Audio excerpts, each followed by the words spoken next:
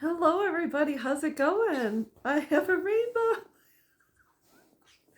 I have crystals in my on my windowsill, so when the sun hits, they're all over the room. And here it is. Just letting you know, all of this too shall pass. And so everybody says, "How do you smile despite the fact your daughter's walked out of your life and you've been hit with some tough stuff?" And I remember years ago, a coworker of mine said to me, a coworker of mine had lost her husband of decades, and I said, "How is it that you smile every day?" She said, "Well, it's better than crying all the time." So I swear to God, she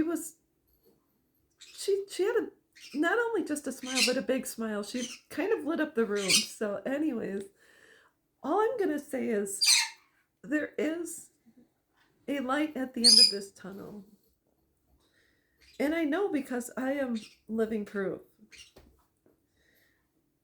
And one thing we have to realize is that just like we left our parents' home, our children are meant to leave our homes as well. And years ago, prior to the internet and this and that, kids kind of left, but they didn't have an escape route.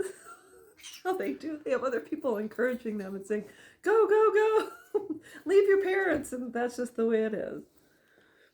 And so if you think about reframing it and say, how would you have handled it if your son or daughter had just gone off to college? You would mourn and you would cry, but you'd have to get back up. And if you're like me, you had to start living again.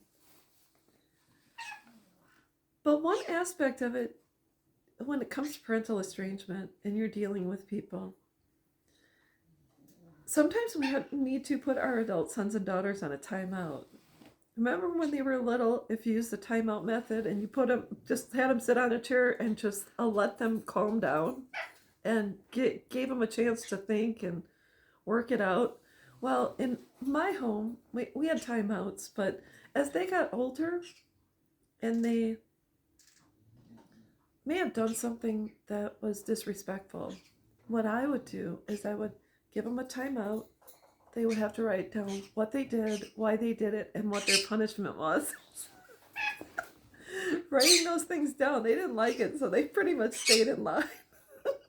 So I think as adults, when we have sons and daughters that have disconnected, there's a time and a place when we say, you know what, I'm giving them a timeout. That means I am disconnecting them from them in different ways. I wrote this down.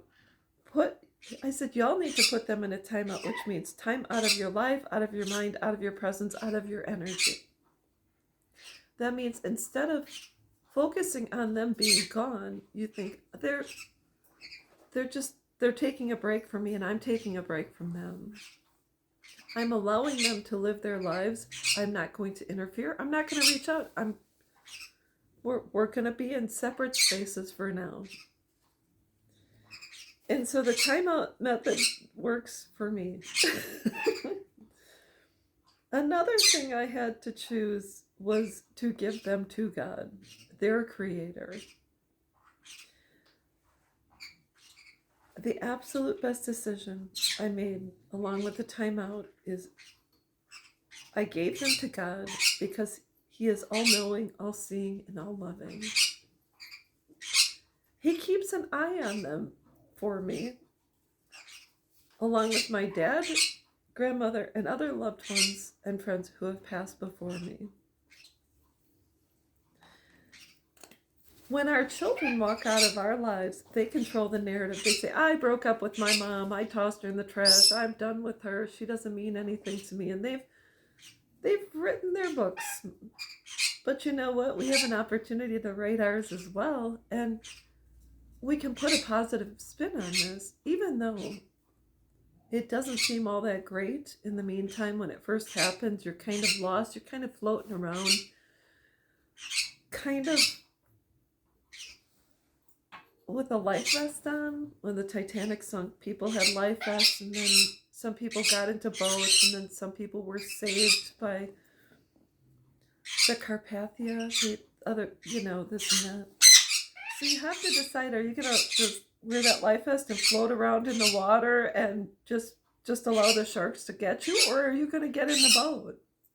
And then are you going to allow someone else to come get a hold of your hand and pull you out of that water and say, you're going to be okay? So it's up to you. You can take my advice and use it or not. I'm just here as kind of a vessel and to give other people hope that I survived this.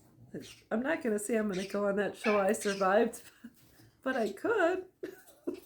So anyways, I hope you're all having a wonderful day. Um, Life is good, God is good, and He's got your back. So that's all there is to it. I will be back.